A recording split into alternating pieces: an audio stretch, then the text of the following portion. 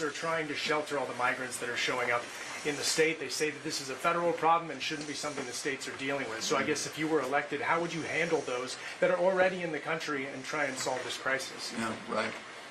Well, the first thing I'd do is I'd secure the southern border of the United States.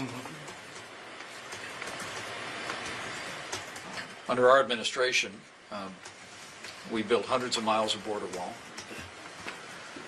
But maybe more importantly, I negotiated with the Mexicans what came to be known as the Remain in Mexico Agreement.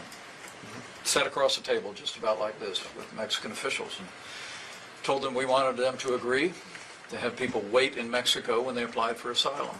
And literally it reduced illegal immigration and asylum abuse by more than 90% in a very short period of time. It'll work again.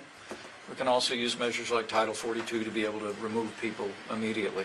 So first is you stop the avalanche of humanity fueled by the cartels and no less extent the avalanche of fentanyl. It's claiming lives here in New Hampshire and in states across the country. You secure the southern border of the United States. Secondly, I think you deputize courts and prosecutors around the country to expedite the processing of asylum applicants. And literally, we have millions of people that are in the system today who've applied for asylum, but now are dispersed throughout the country. We ought to process them. You know, there are people, maybe from countries like Venezuela that lives under a tyrannical socialist dictatorship of Nicolas Maduro. There may be people that have legitimate claims to asylum, but I expect there are millions who do not.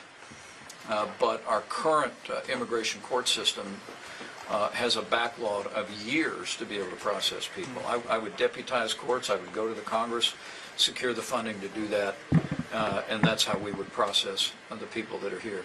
Longer term, once you secure the border, once you deal with this man-made crisis that Joe Biden has launched from the first day of his administration, this avalanche of people that have come into the country, I promise you, and you can look it up on the internet. I've been involved in this debate for a long time. I think we can fix a broken immigration system. Is expediting work permits, though, is that part of this, to allow them to be productive while they're here? Well, no.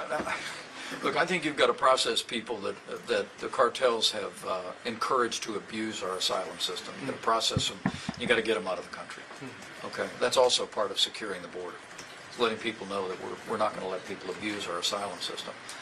But in the long term, look, my grandfather came to this country in 1923. 23, I hope, ends up being a really good year for our family. Mr. Pence, you were... But 1923, he stepped off onto Ellis Island. But he had to be certified